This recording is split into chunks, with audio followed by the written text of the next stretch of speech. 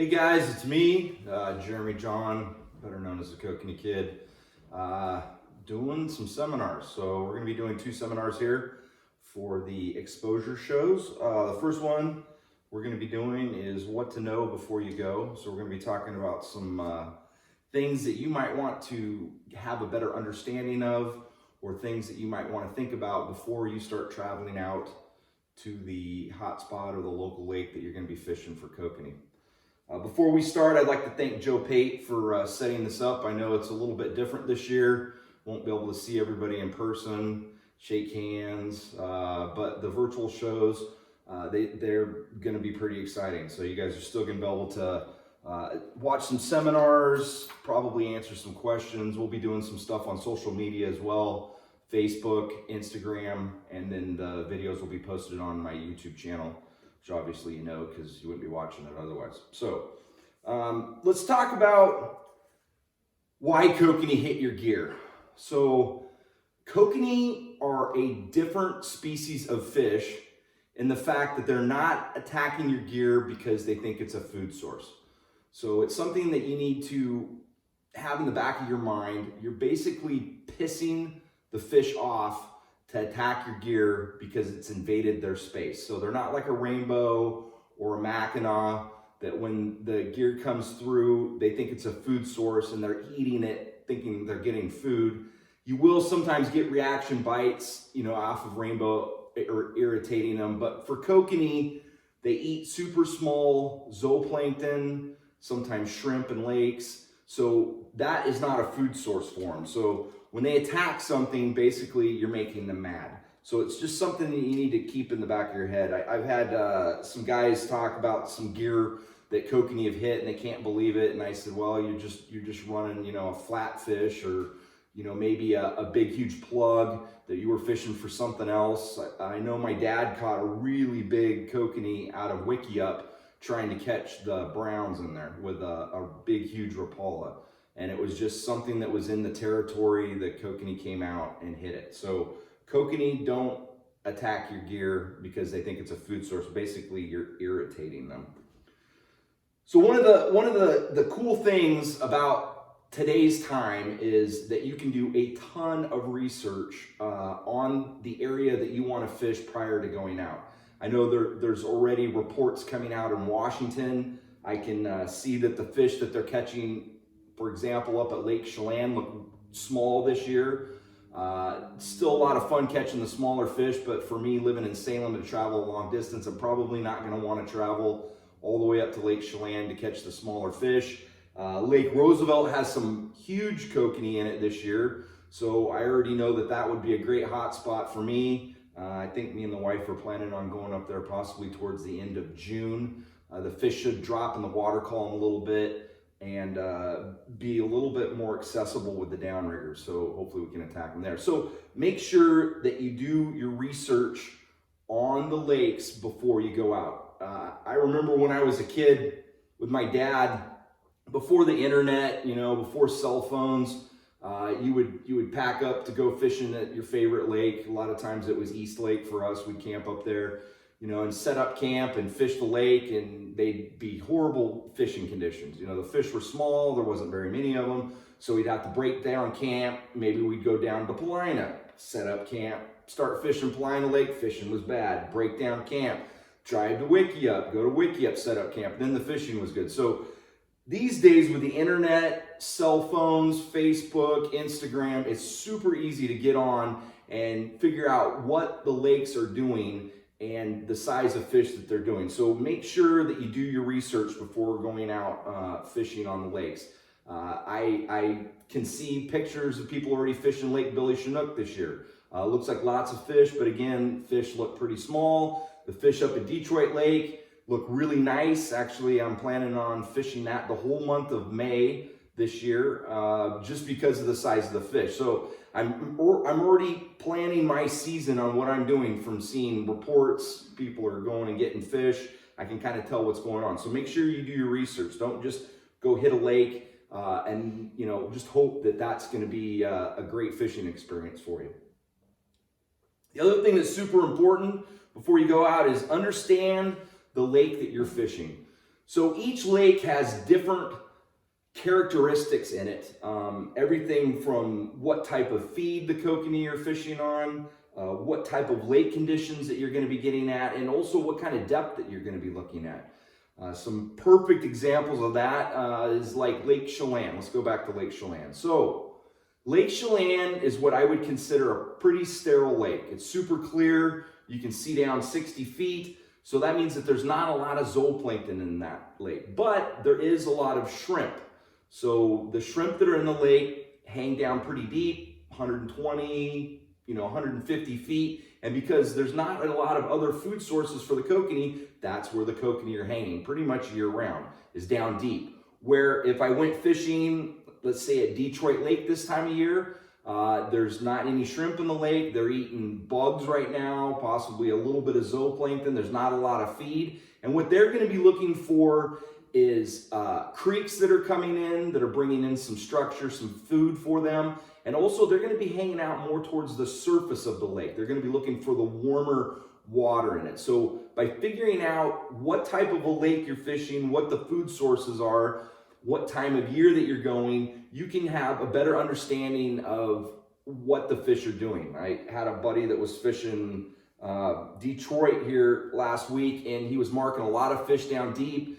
He was fishing down deep and he wasn't having a lot of success. And I told him, I said, right now, the fish that are going to be hitting up at Detroit Lake are going to be right up towards the surface, probably in the top 10 feet of the water column.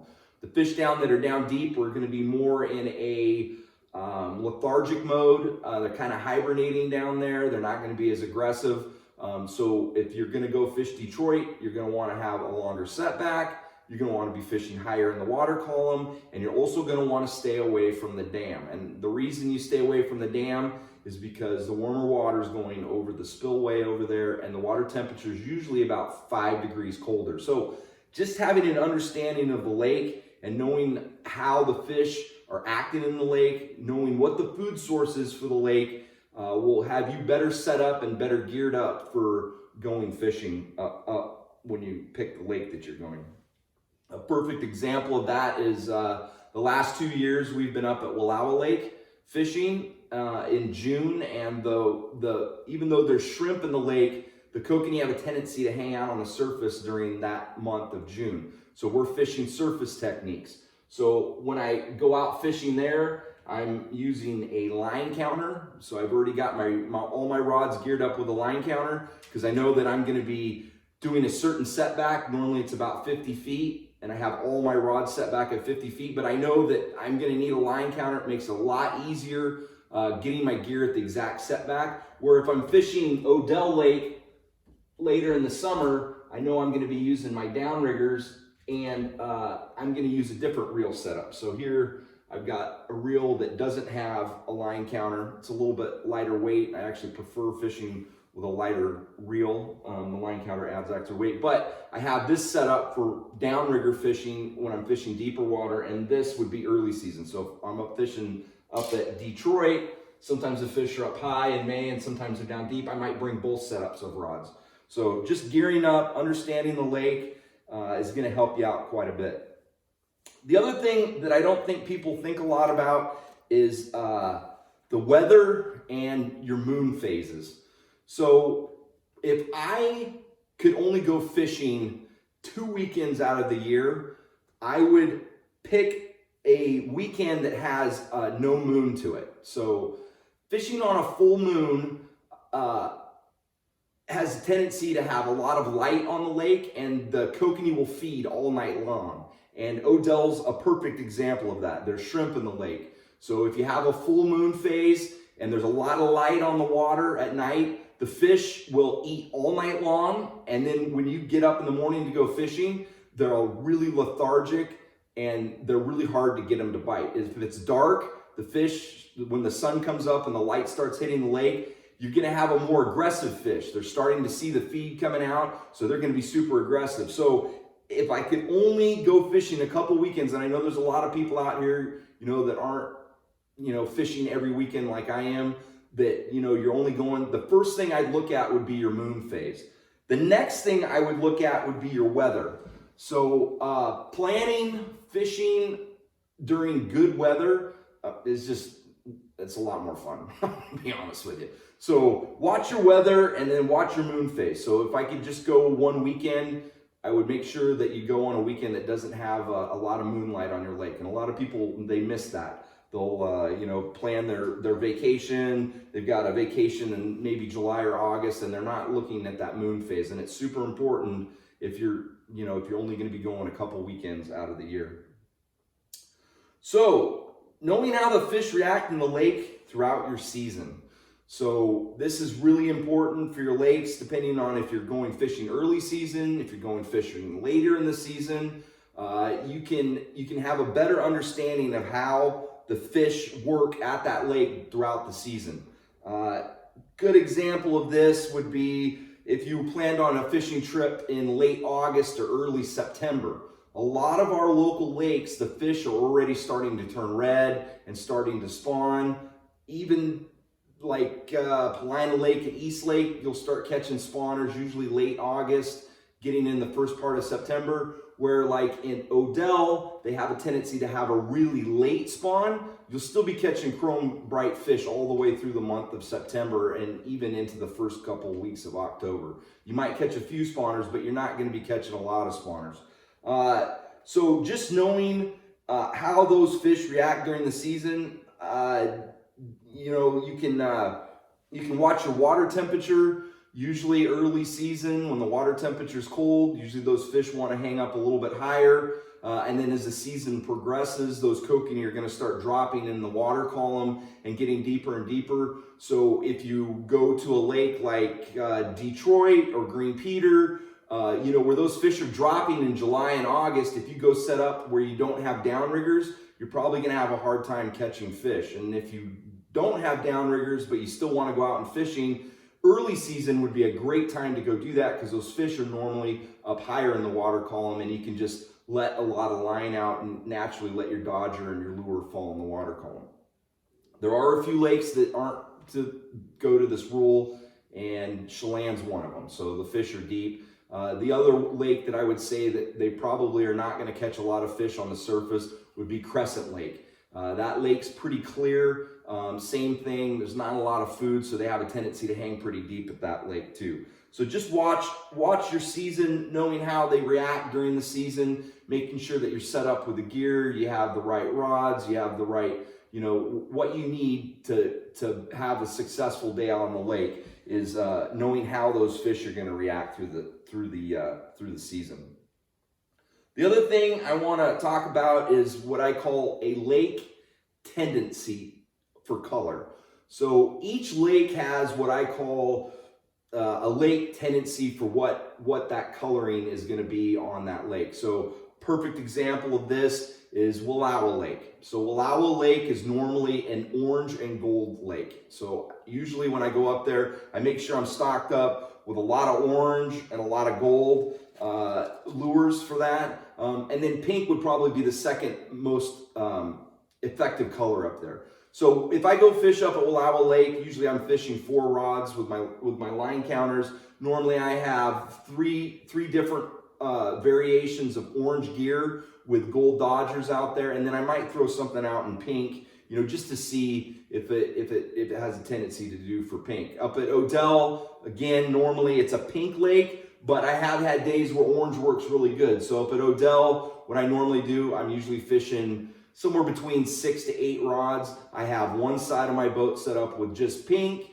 and one side of my setup with just orange, and it doesn't take very long to figure out what color the fish are looking for. As soon as my pink rods start going, the orange isn't hitting anything, I'm ripping all my orange gear off and putting all pink down. So figuring out what that color tendency is for the lake is really important because it's going to help you dial down the colors that you're going to be using in your lures, but also having a mix of gear out in certain colors is also going to help you dial that in. And that's probably one of the most important variables that you can figure out for the lake is what color the fish are looking for. Remember, we're trying to irritate them, and certain colors irritate the fish more. I have a feeling that the zooplankton has a certain coloring in it, like a UV coloring in it, and that's why they have a tendency to hit certain colors. I know at Green Peter, I usually do really good with chartreuse down there, or orange. Up at Detroit Lake, that's pretty much a pink show. I have caught them on orange before, but I can just tell you probably 90% of the time I go up to Detroit, I'm going to be fishing something in pink. So having those tendencies down for the coloring is going to help you out. It's going to be able to dial your gear in a lot faster than just going out blind. So knowing why kokanee hit your gear, remember they're just reaction biters. Doing your research on your lakes, understanding the feed, the depth, what kind of conditions that you're going to be going out, making sure that the moon phase is correct on the weekend you're going, are super, super important. The other thing that I wanted to go over is making sure that you have the right gear when you're going out. And making sure that your gear is working properly. I just got a text from a good buddy, Roy Tiller, and he was asking me about his line on his reels. He hasn't fished for a couple of years, and he wanted to know if he needed to replace the line on his reels. And I said, well, because you haven't fished, you're probably going to be okay with a line on your reels. But me, I fished quite a bit last year, and my line's destroyed. And I go, thanks for reminding me, because I got to get my line redone on my reels. So making sure the boat's working properly. You see a lot of people, especially early season, they haven't ran their boat all year. They go to the boat launch and trying to start it up and it doesn't run. Can be embarrassing. You're also going to clog the line up. So just making sure that all your gear is up to par. If you need to replace some reels, if you got bad guides in your rods and you need those replaced, making sure, the cabling on your downriggers is set up. Having all that stuff properly geared up and set up before you go out is super important. It's going to make the trip a lot better. I sure wouldn't want to drive a long distance to go fishing and my line on my reels is bad, so you're going to ruin the whole time that you're doing that. So just making sure that you have the right gear. The other thing is, and I see this quite a bit, is people using the wrong type of rods or the wrong type of reels when they're fishing for kokanee. So a really bad reel would be something like a spinning reel if you're kokanee fishing or trolling. And the reason spinning reels are really bad for trolling is because every time you let the line out, it puts loops in it, and eventually your line's going to get tangled. So I would recommend getting something that is a low profile, lightweight. These Dio Alexa reels I absolutely love. I hated fishing with line counters just because of the weight variable with these. These weigh just a little bit over 8 ounces. So for a line counter, these are super lightweight. They're a lot of fun. They're easy on your hands. You're fishing for kokanee. You don't need a power handle. I see lots of guys with these huge line counters with power reels, handles on the reels, dial it down. Use a lightweight rod, something that's fun to fish with, light reels. I like keeping everything nice and small. You'll see people put huge swivels, for the connection for the gear. I use super small little dual locks, that go on the Dodger. So I have everything dialed down. It's a lot more fun. You'll get fish that will jump out of the water. Just keeping everything, in perspective. You're fishing for kokanee, so there's no need for a huge salmon reel, with a big, huge steelhead rod for doing that. Fish light. It's going to make things a lot more fun. Making sure that your rod's flexible. These are my Lamiglass rods. You want flexibility in your rods. Your catch ratio is going to go way up. If you have a stiff rod, you're fishing with something that's a real heavy, like fiberglass rod. When the fish hit, their mouths are super soft, so you're going to end up losing them. Where if you're using something flexible, your catch ratio is going to go way up. You're going to be able to land more fish. So just make sure that you got all that gear set up. The other thing that I wanted to point out is your electronics. So understanding how your electronics work is going to help you out dramatically out on the lake. One of the things that people don't understand is the frequencies, how the frequencies work, how the range works. I will tell you that kokanee, for looking for them in the water, the frequency visibility is best between 80 and about 120 on the frequency level. So if you are fishing with a dual transducer that's either an 80 or a 200, you're going to want to make sure that transducer's dialed down to an 80 frequency. It's going to give you a lot broader circle around your boat, where a 200 frequency is really, really narrow. Super good for seeing things at the bottom of the lake or maybe in holes or rocks, but kokanee are normally suspended. So suspended fish, you want that frequency signal to be between 80 and about 120. It's going to give you a better view of it. I see a lot of people, they'll be posting pictures on Facebook, and they say, man, I'm really having a hard time seeing the fish. And you can see right there on the bottom of their screen that the frequency's up too high. So make sure that you understand your electronics. Having a better understanding of your electronics and what fish look like on your electronics is going to give you a better understanding of what we're looking at the lake. A lot of times I get questions about people asking, do I look for a thermocline? Do I send a temperature gauge down my downrigger to figure out what temperature is at 52 to 54 degrees, which is what kokanee like, usually an ideal. And I always tell people, I said, I don't do that. I turn my screen on, my Garmin unit. I know the lake that I'm fishing, where I think the fish are going to be. I try finding out what depth those fish are hanging at, and I don't care what the temperature is down there. If the fish are running between 50 and 80 feet, whether the temperature is 70 degrees or 40 degrees, if the fish are down there, that's where I'm going to be fishing. The only time that will change is a lot of times if you go fishing early in the season, like in the wintertime, and you mark fish down deep, a lot of times the water temperature is too cold, so I wouldn't be targeting those fish. I know if I was going to go fish Green Peter, Detroit, I'd be using surface techniques, and a lot of times it's really hard to see fish at the surface with your electronics. So if you go to a lake and you're not marking any fish and you're wondering where they're at, by knowing that those fish are up at the surface, you know, if I was up fishing Odell and I turned my screen on and there's no fish down below, I know that those fish would be up higher in the water column. I'm lucky on my boat because I have a Panoptics unit, so I can scan out in front and I can see fish swimming around, and I can kind of tell what depth they're hanging out around it. And every once in a while you might get a small mark at the top of your screen, so at that point I'd know that the fish are up a little bit higher in the water column. But just understanding how your electronics work. I've got a really cool story.